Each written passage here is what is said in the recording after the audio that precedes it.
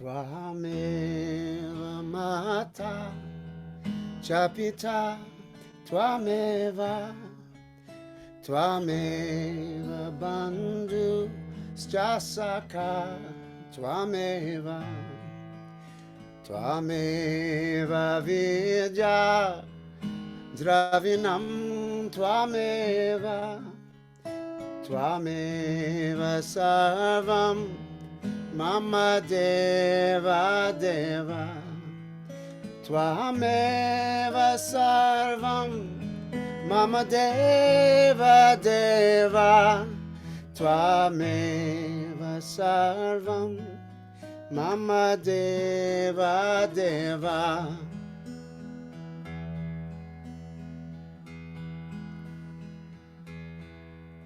Tvameva Mata cha Pita Tvameva Tvameva Bandhu cha Sakha Tvameva Tvameva Vidya Dravinam Tvameva Tvameva Sarvam Mama Deva Deva Tvameva Sarvam Mama Deva Deva Tvameva Sarvam Mama Deva Deva.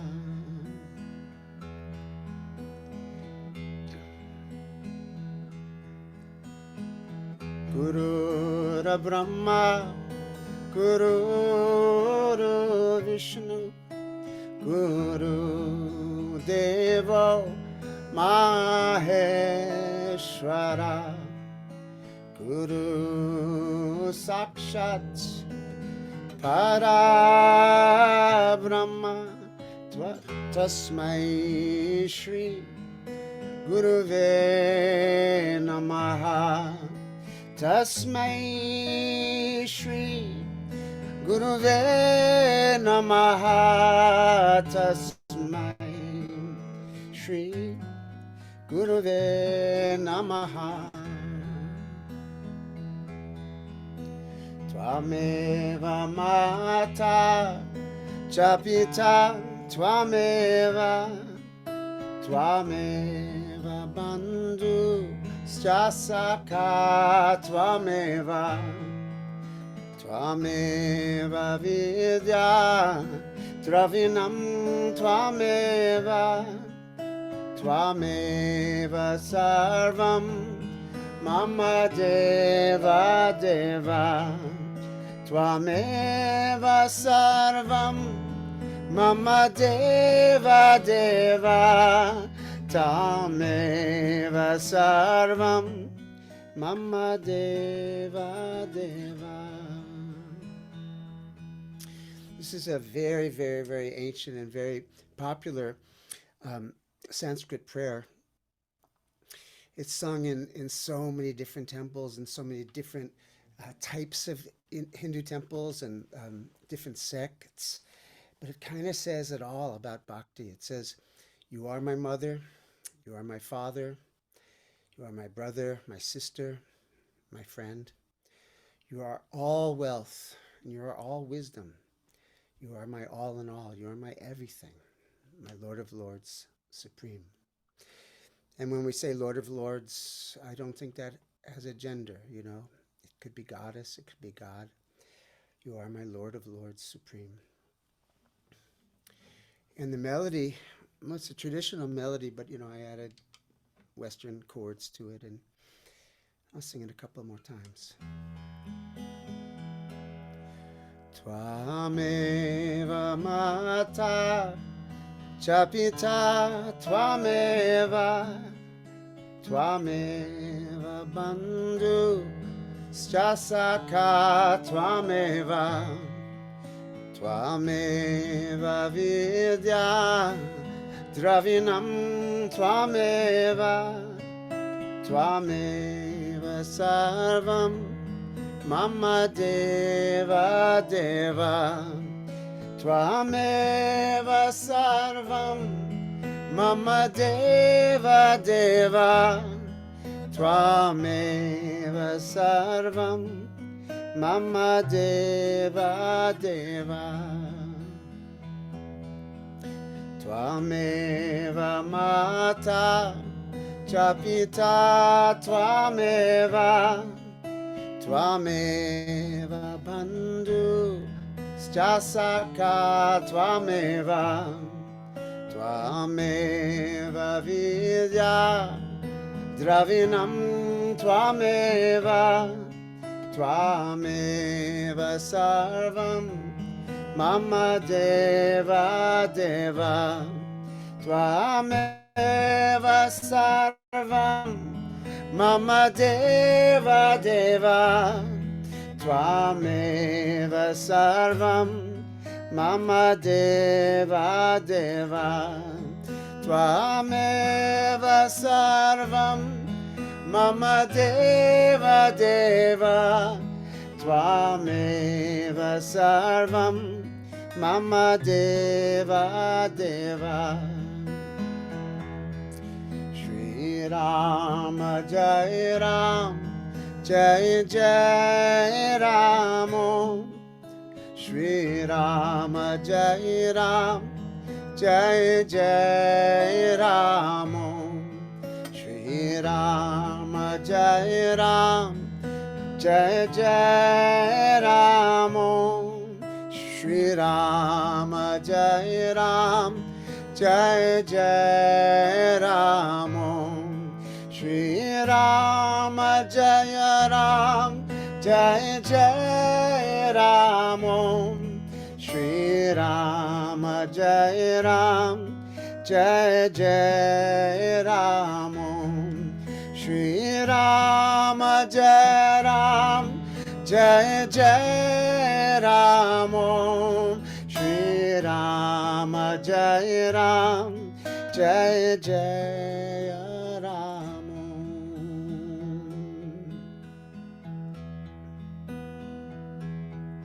You are my mother, you are my father, you are my brother, sister, and my friend. You are our wealth, and you are our wisdom. You are my Lord of Lords, my all in all supreme. Tvameva Mata, Tvameva Sarvam, Mama Deva Deva, Tvameva Sarvam, Mama Deva Deva. Sing it once more through. Tvameva Mata Chapita Tvameva Tvameva Bandhu Strasaka Tvameva Tvameva Vidya Dravinam Tvameva Tvameva Sarvam Mama Deva Deva Tvameva Sarvam Mama Deva Deva Tvameva Sarvam Mama Deva Deva Tvameva Sarvam Mama Deva Deva Tvameva Sarvam Mama Deva Deva.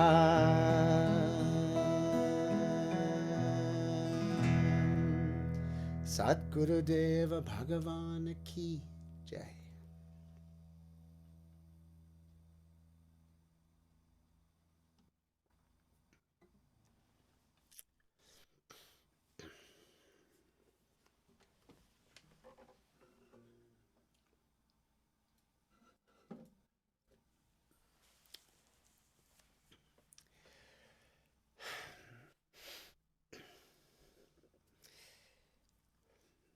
there's so many devotional prayers, and there's also so many different ways of interpreting the prayers.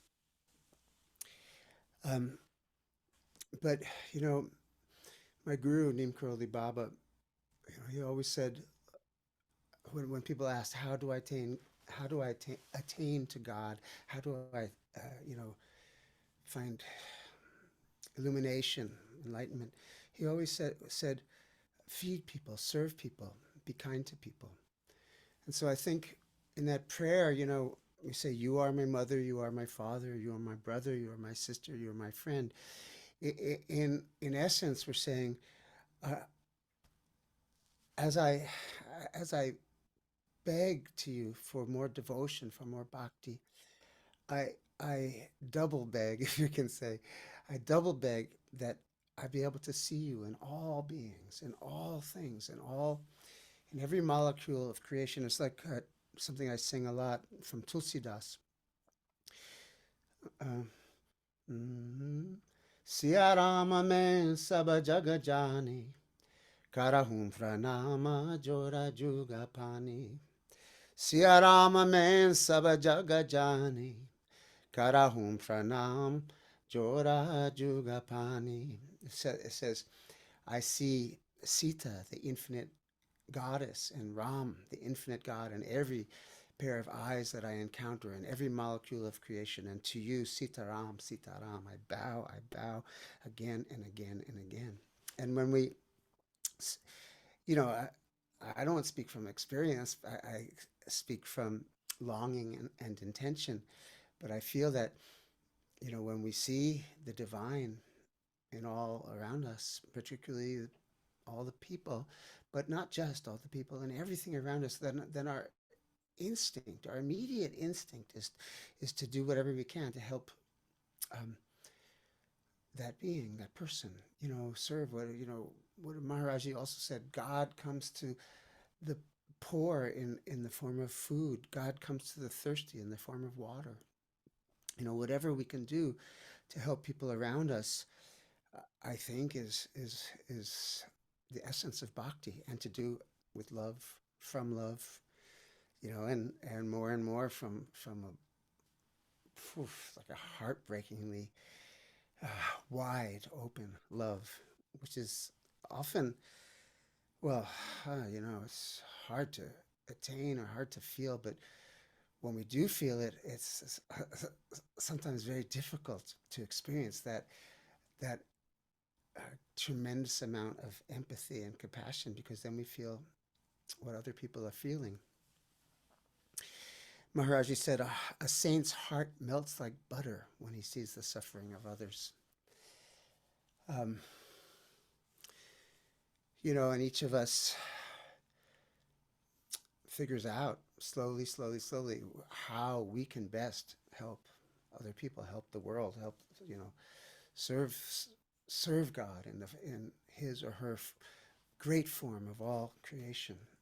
I know for myself, well, aside from, to the best of my ability, taking care of my family, the other thing is singing and playing music and sharing that with people, and sharing just the songs and the vibrations, and then also, when the time is right, sharing some of the techniques and the skills of how to play the songs so that people can do it themselves, which is one of the great things about the online Kirtan Camp. You know, this our gathering today, well, it's multifaceted, or multi-intentional. One of the intentions is just my desire to connect with you all, and my, you know, knowing that I'm going to connect with you all, my focusing a little bit more closely and clearly to my own inner world, and also then to my voice and to my guitar and my instruments. I haven't been playing that much because I've had a really bad cold. And one of the other intentions is to touch hearts, to always, it's just always, it's a constant of wanting to, like, share and build and help people keep the heart fire going. I've helped myself keep the heart fire going and help others keep the heart fire going in this very, very difficult global time. And then lastly, and sometimes I'm even embarrassed to say this, but it's true as well. It's one of the intentions is an advertisement for our upcoming online Kirtan Camp. Um, just to share with you a little bit what it might be about and hopefully stimulate interest if interest is there. Uh, I get so many questions from people like in emails and stuff about asking about the kirtan camps, whether they were in person or online. Do I need to be able to play an instrument? Do I need to want to lead kirtan? Um, do I need to be a musician? All of those things, and each of those questions is relevant, and I answer them as best as I can. But the real answer, I realized, is just in the title of the upcoming camp, which is Nurture the Seeds of Love. Because, really, that's all I want to do for myself, and that's all I want to do for others.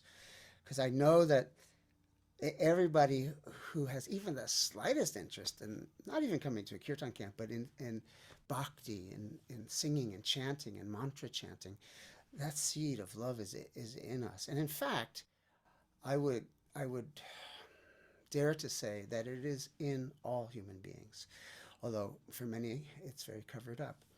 But in bhakti, in the practices of bhakti, and for myself, primarily singing and playing music, but there's many aspects of bhakti.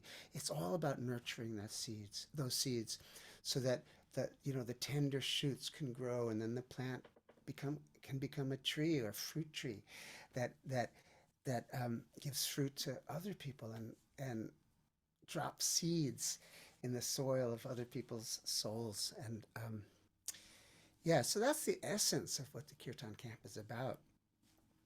I also, of course, as I said, well, let me share a story. When we first started doing Kirtan camps in person, of course, gosh, I think 22 years ago, um, something like that, maybe 21 years ago. And I was coming home from a trip where I was singing in some different places, and I came home and I came to the door, and my beloved Nubia, opens the door, helps me with my bags and stuff, and she says, "You look really wiped out." I said, "I am."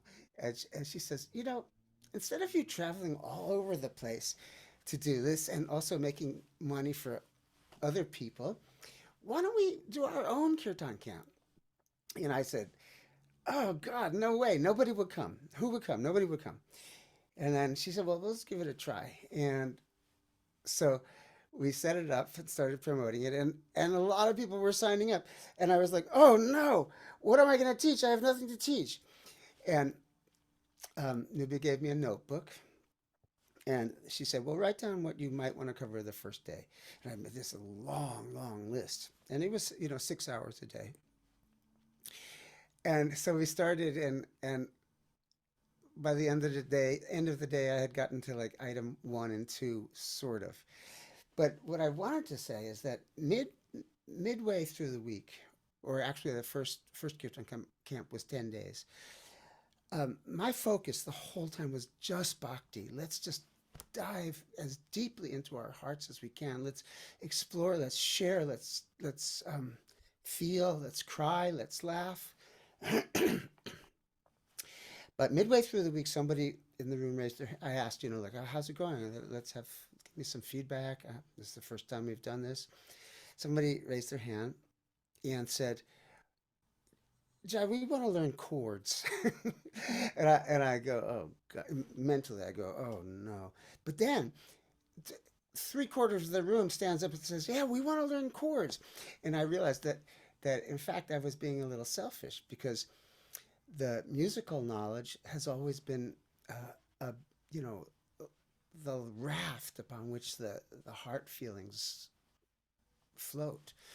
So I started sharing, then, teaching stuff on the harmonium, and then gradually teaching some things on the guitar. And that's all evolved to now, where I still feel that the essence of our Kirtan camp is just bhakti, is devotion, is, I won't say cultivating it, but unveiling it, because it's already there. The personal, unique relationship with spirit. But I also um, share beginners uh, harmonium lessons, and then in the level 2 camp, it's not so beginners anymore. And then I share how to play most of the chants on guitar as well. Not all of them, because some of them are just not suited for the guitar, but for most of them I do. And yeah, a lot of it is pre-recorded. We jumped into it as soon as the pandemic started, because so many gigs were canceled, and particularly we had a summer kirtan camp coming up. So maybe I said we just got to record a summer kirtan camp. And again, I am such a pessimist. Is that the word? Not exactly a pessimist, but anyway, I said no. We can't do it. It's because kirtan camp is too spontaneous. I don't want to put it into modules. But she said, let's try. So we did, and I thought it came out so beautifully. So we offer a mixture of pre-recorded classes that are way more focused than I ever was, because I never could put my mind into a curriculum. But yeah, I think it was really beautiful, and with Ratika's help, Ratika is on the other side of our um, of our program and our platform here. She's in Bali, and Nubia right now is in Brazil. But we all created this, what I think is a very, very beautiful program. And then so we mix the pre-recorded with in-person live, not in person, sorry, excuse me, in Zoom person live get-togethers where we can talk and sing and ask questions, share possible answers. Anyway, I think that's all I have to say about it right now. Does anybody have any questions they want to ask? And it doesn't have to be questions about Kirtan Camp. It could be, just about bhakti or about whatever.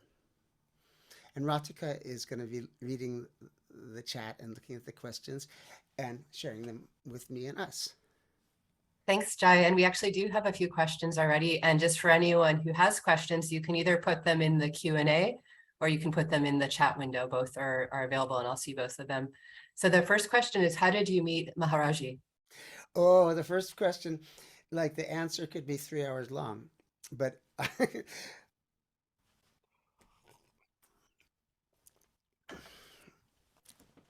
because probably that was the, well, not probably, that was the complete turning point of my life. In some ways, that's where my life began. I was 19, and I went to India with some friends to meet another guru, and uh, that's a whole story which I'm actually not going to get into. But it turned out that well, some things happened, and we didn't want to meet that guru anymore. And that all happened in the first and second day of our arrival in New Delhi in 1971. And I had known Ramdas. We had known Ramdas from the United States, and we had read "Be Here Now" that had come out, and been very moved by it. But I wasn't, in thinking about going to meet Maharaji. Really, after reading "Be Here Now," it kind of said that Maharaji was unmeetable. But anyway, we had become friends with Ramdas. Ramdas had come to our little homemade hippie ashram in Berkeley, and we'd hung out. And so suddenly our agenda was adrift, was cut, about seeing this other guru. And I went to a bookshop in New Delhi, and he told me that Ramdas was giving classes at a hotel also in New Delhi. So we went over there, and they said that Ramdas had gone to the town of Vrindavan, which was not that far away, to see his guru. Now, I skimmed it over. I skimmed over the part of the story about the guru, and I want to skim it over, but just suffice to say that we heard really bad things, and I had felt like, okay, I'm done with gurus. Been there, done that, and now I'm free to wander around. I'll see what's happening. I'll go see Ramdas. So my friends and I, we went to Vrindavan, and there was only one hotel, a small guest house where Westerners could stay, and we got some rooms there, and there was a bunch of Westerners, a handful, like 15, maybe 10, 15, and well, I guess a handful would be 10, 5 and 5, but thereabouts, and they were all, you know, super into Maharaji Neem Karoli Baba, but they said he had told all the Westerners to stay away for a week. So, we just had a great time in Vrindavan. I mean, it is an amazing place, but in 1971, there were no cars. It was still kind of medieval, and every other house was a temple. It was amazing. It was blissful. So, well, anyway, when the week was over, everyone was getting so excited to see Maharaji, and it's weird. I wasn't. And yet, that morning when the week was over, I woke up quite early and I ran through the streets of Vrindavan barefoot. And I was the first one to arrive at the Hanuman temple where Maharaji was staying while he was in Vrindavan.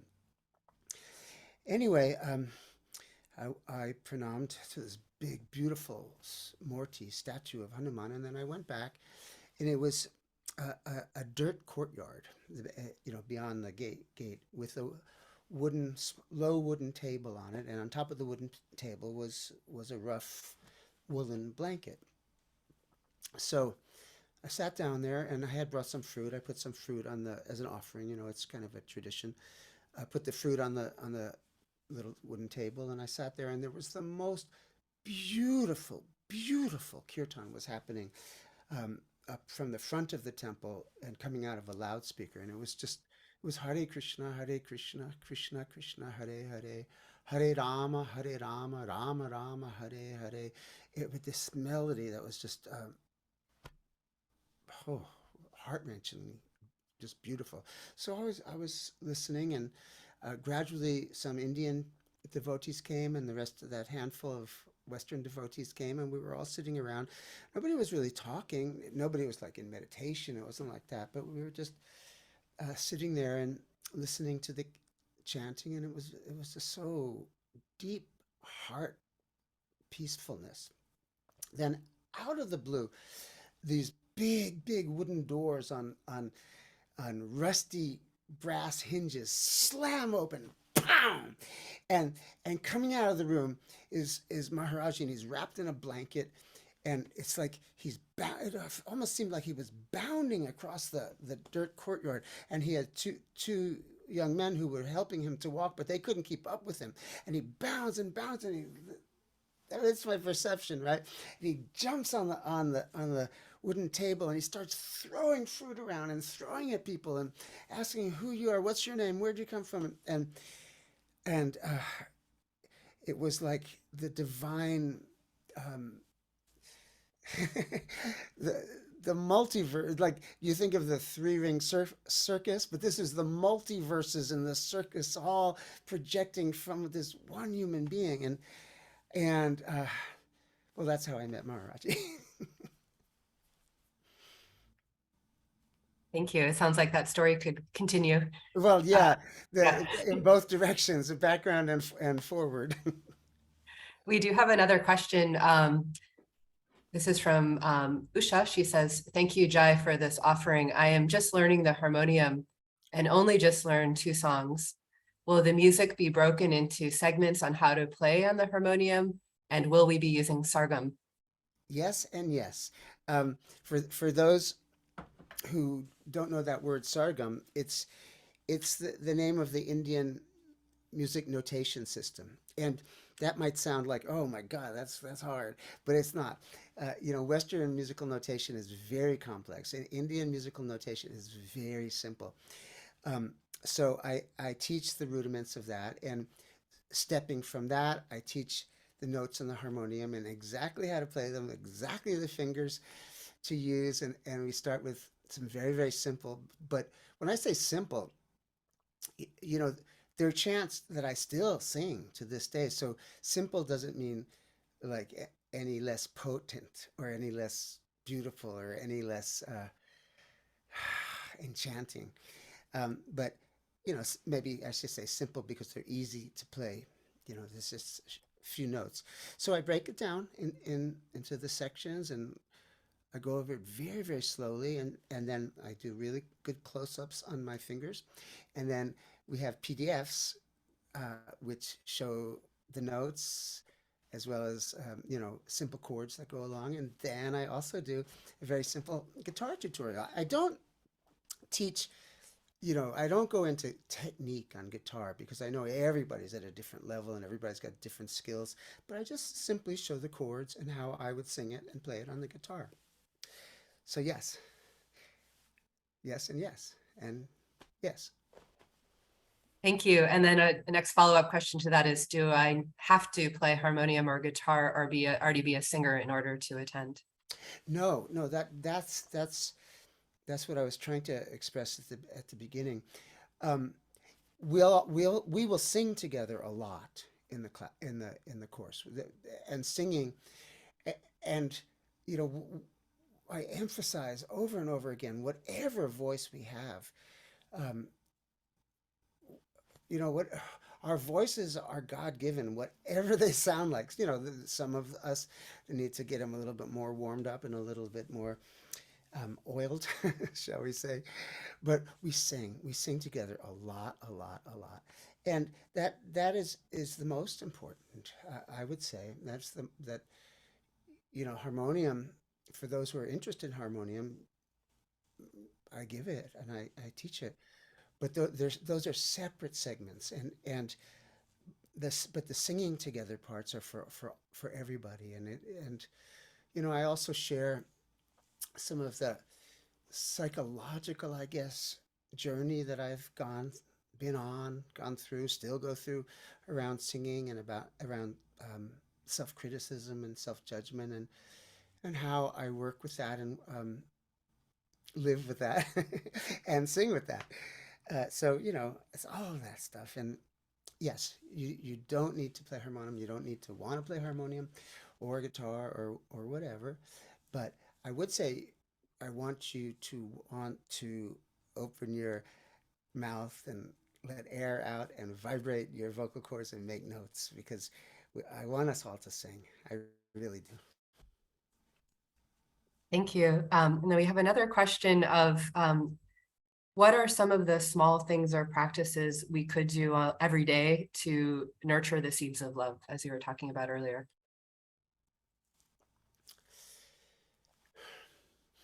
Well, spoiler alert.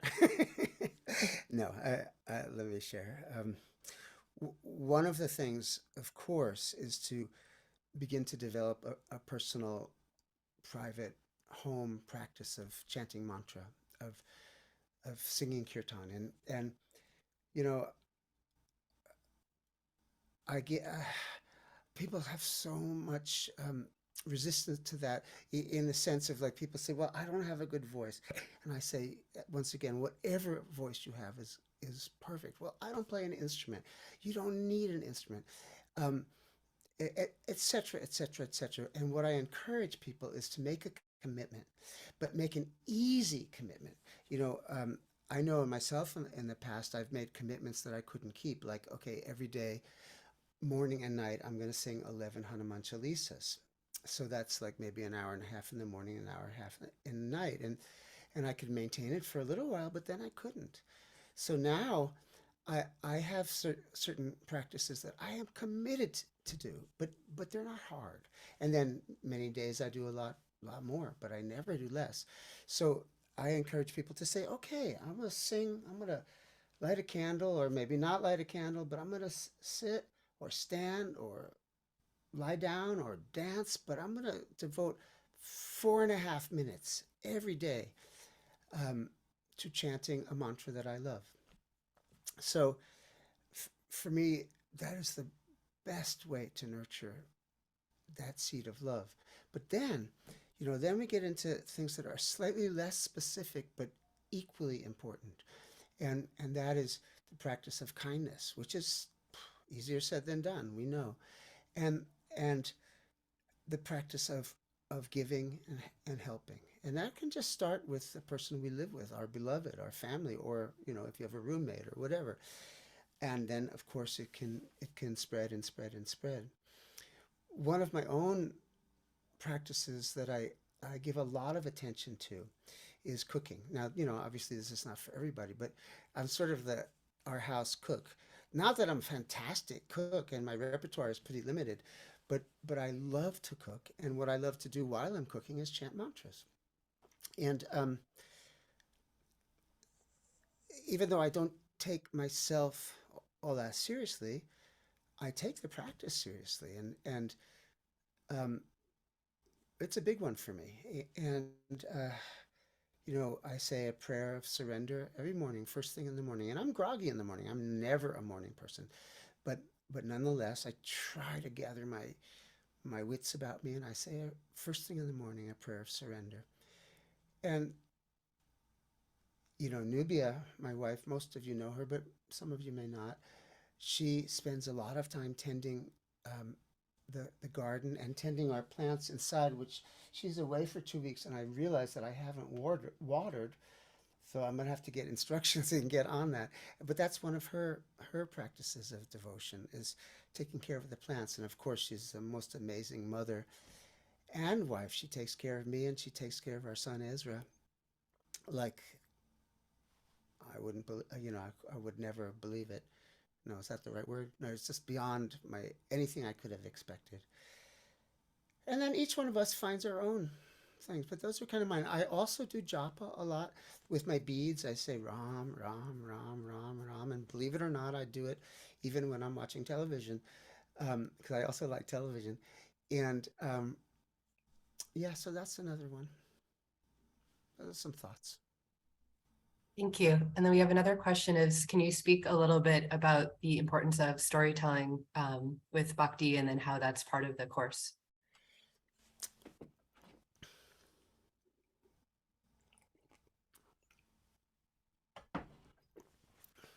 Yeah, there are,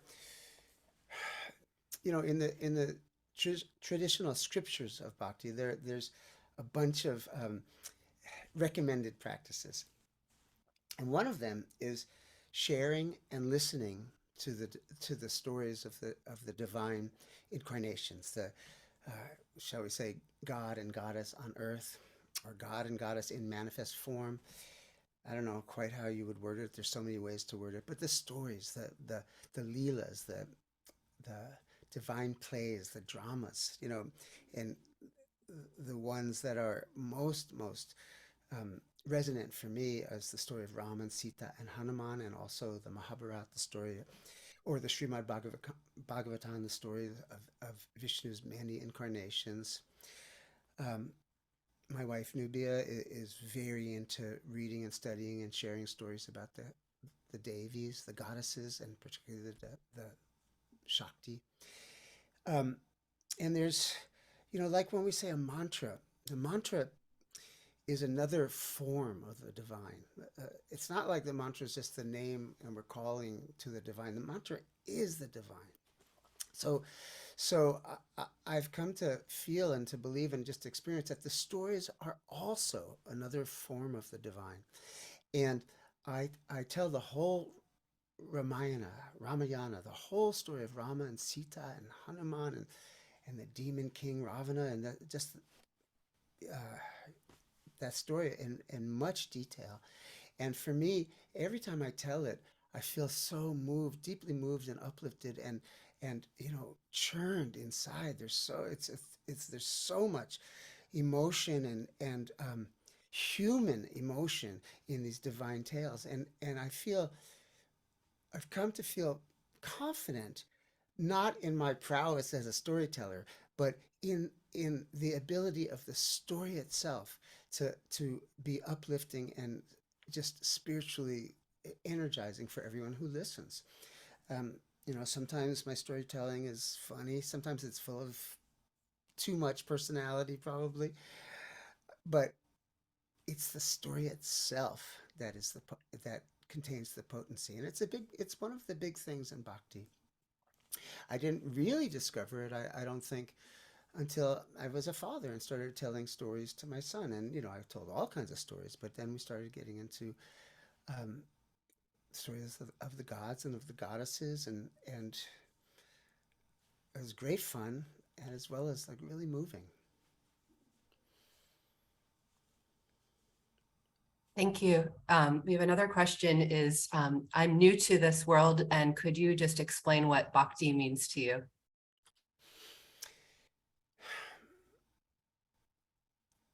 Even after, well, I think I started singing kirtan about 50, no, like 55 years ago. It's crazy. I'm old. um, and at times I still feel like uh, completely new to this world. But what bhakti, to me, every human being is is born with the DNA of divine connection. We all have that we're all droplets of God and Goddess. So in our hearts is that the divine essence, and how that divine essence expresses itself, and how that divine essence connects to the vast infinite divine essence is unique for every single one of us. And to me, and also very, very, very personal. It's relational and personal, our relationship with the divine.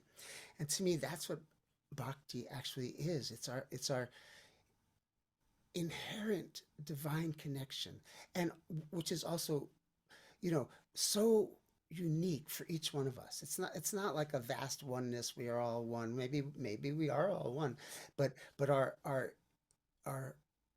relationship with the divine is very individual.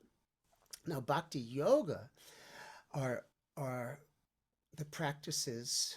Is that right, grammar? Bhakti yoga is the practice? No, I don't know.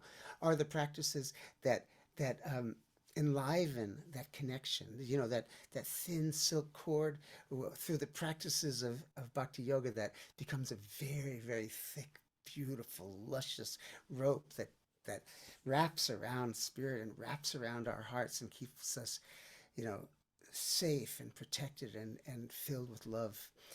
Um, and of course, it ebbs and flows. I find, of course, our spirit connection, our connection with people around us, it ebbs and flows. Sometimes we feel so close, and as well as our connection with ourselves, and sometimes we don't. And then the practices bring us back to that closeness, and that really beautiful feeling of wholeness.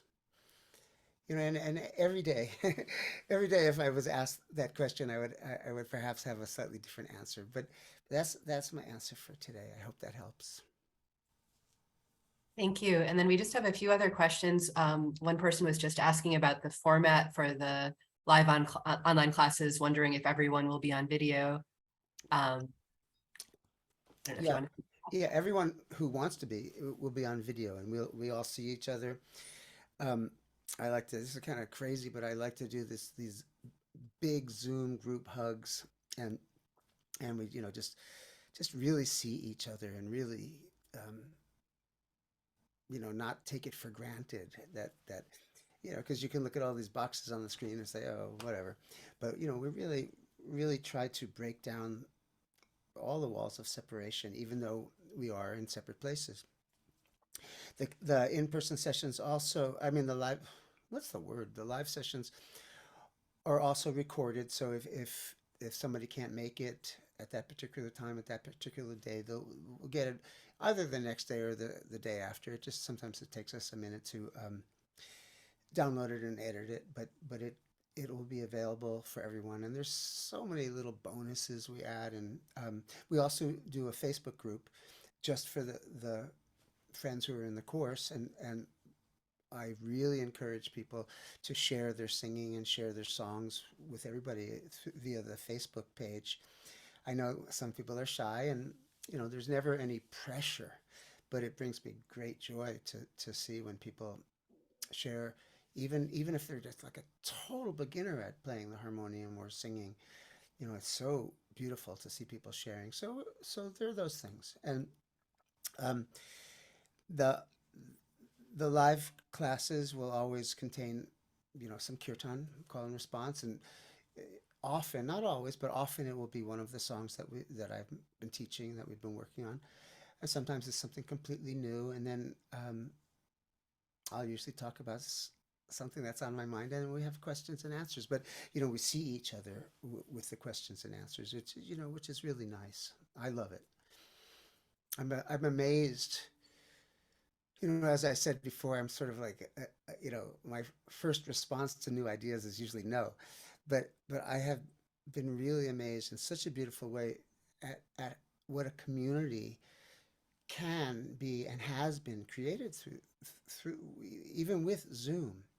You know, uh, I long for the day that when we can do our Kirtan camp actually in person, but when that comes, it comes, and that'll be great. But uh, I've been so amazed at the connection that has arisen. Also, Ratika leads breakout groups, or maybe that's not the right word for it, pods, practice pods, and she helps organize people into small practice pods where people can get to know each other and sing together with each other. Usually, people in similar locations, although it doesn't even matter now that we're online. But yeah, that's a great thing, and again, it's not for everybody, but the people who get into it really love it. And you kind of already answered this question when you were talking about the Facebook groups and sharing videos, but we had a question about, can we get individual coaching and feedback on our singing when we're remote, or how does that work on Zoom? Well, I give feedback in the Facebook group, but I must confess that to really give specific, um, uh, very individual guidance, one-on-one guidance in terms of like the actual notes and the actual intonation of the voice is hard in this format. Uh, I listen to everybody and I give a little advice or some encouragement, but it doesn't get much more specific than that. That we'd need to either be one-on-one or be in person, I would say. And then so far, one more question, which is, I have a Shruti box. Is that okay? It's all okay. Um, Shruti box is a whole different thing. Um, it makes a beautiful drone to sing along with. It, you know, any sound maker, is that the right word? Whether it's a piano or Shruti box or a little bell or a little anything. I've been seeing these Instagram videos by an Indian woman who's been singing with an upright bass, and she plays very few notes, and then she sings the most beautiful devotional songs along with it. And she's an expert. But anything that we have that makes sound that helps to support our voices is perfectly awesome. Um, Shruti Box, I would need if we are for learning the chants that we're learning. I would just probably we'd need to explore to make sure you find the right key because it's just little holes, and I don't know. Sometimes they're labeled and sometimes they're not. I guess it would be different for each instrument because usually they're handmade and have their own individualities, like harmoniums as well. But yeah, that's a long answer to a very simple question. Shruti boxes are cool. Awesome. Okay, great. Thank you. And then we do have another question here. Jai, would you be willing to please share your surrender prayer that you say in the mornings?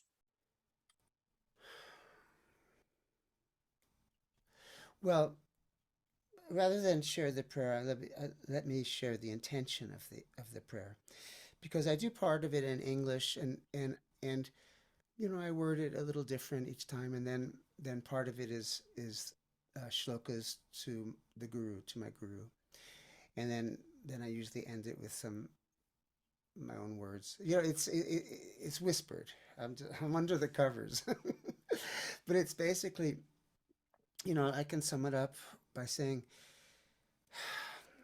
oh, God, Goddess, Guru, today, please let me walk in your footsteps. Let me walk in your light. May my will be aligned with what your will is for me, And even though I don't know what your will is for me, will you guide me to to to live in that will? Not my will, but thy will be done. Guru, creator, preserver, destroyer, you who are beyond form and within all form, I offer myself to you, all of myself, good, bad, every bit of me. May I be your servant, and may I.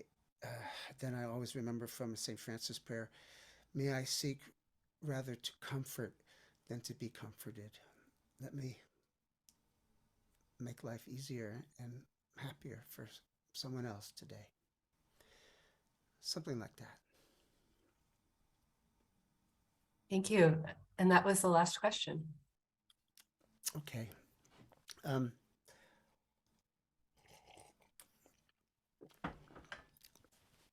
I usually like to close these kind of gatherings with something on the harmonium, but I had such a maybe I'll do both. I had an urge to sing Om Namah Shivaya on the banjo.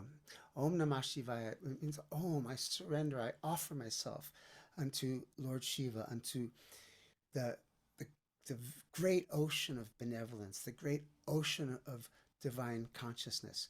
And, I picked up the banjo and it was just talking to me. Sometimes it's like it sits there and says, play me, play me, play me.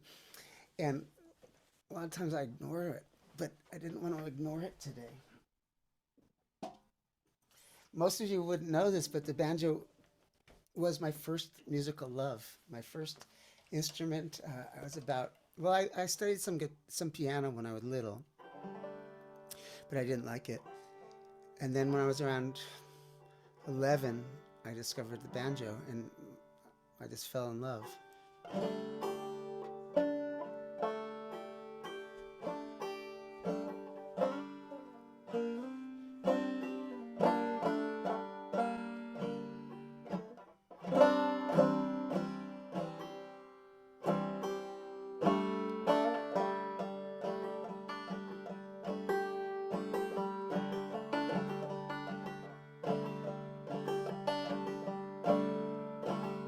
Om Namah Shivaya. Om Namah Shivaya. Om Namah Shivaya. Namah Shivaya. Namah Shivaya.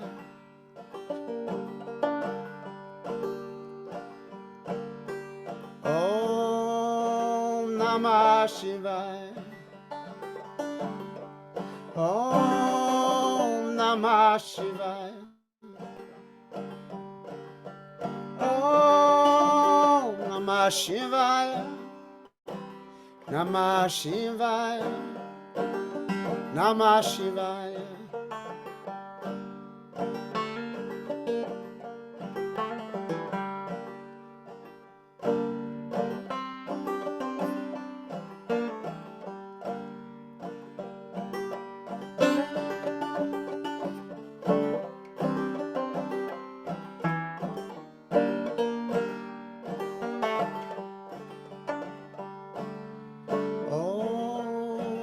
Namah Shivaya. Om Namah Shivaya. Om Namah Shivaya. Namah Shivaya. Namah Shivaya. Om Namah Shivaya. Om Namah Shivaya. Om Namah Shivaya. Namah Shivaya. Namah Shivaya.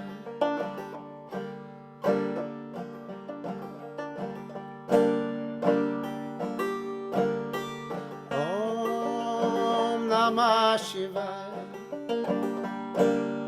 Om Namah Shivaya. Om Namah Namah Shivaya, Namah Shivaya, Namah Shivaya.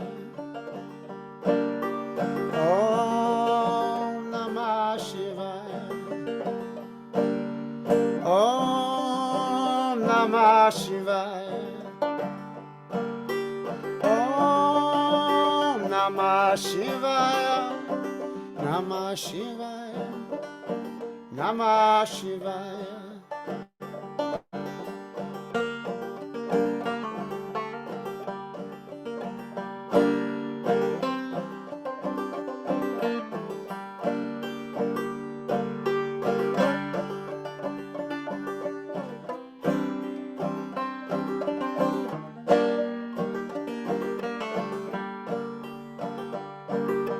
Om Namah Shivaya.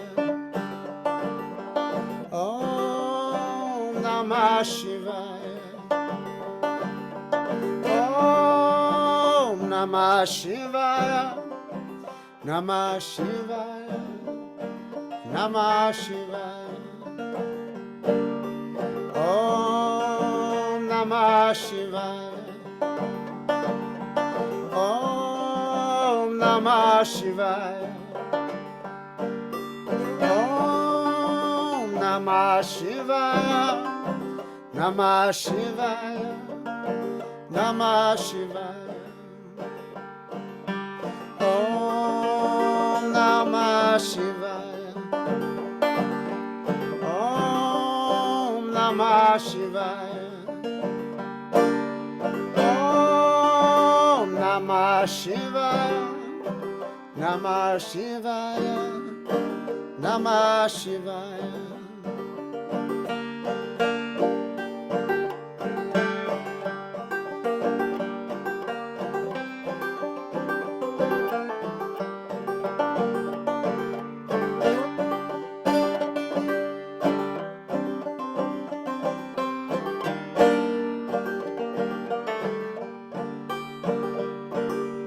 Om Namah Shivaya. Om Namah Shivaya. Om Namah Shivaya. Namah Shivaya. Namah Shivaya. Om Namah Shivaya. Namah Shivaya. Namah Shivaya. Om Namah Shivaya. Namah Shivaya. Namah Shivaya. Om Namah Shivaya. Namah Shivaya.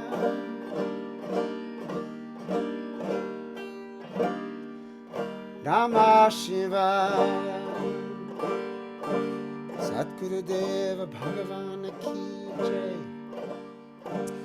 Shri Shri Shri Bhavanim Karoli Santa Maharaj Ki Jai. Shri Shri Shri Jagatambe Siddhima Ki Jai.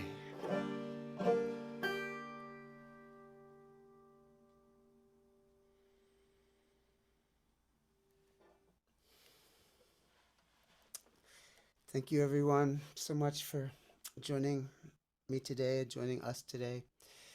Thank you, Ratika. Thank you, Nubia, down there in Brazil. It was so good to see your face. And I hope to see you and gather with you all many, many, many more times in our lifetime, you know, whether it's at Kirtan Camp or at a gathering anywhere, somewhere, singing together, chanting God's and Goddesses' names together. And I wish you all a beautiful, beautiful evening, or if you're on the other side of the world, a really, really beautiful morning and day. And well, that's about it. Namaste and be well and lots of love.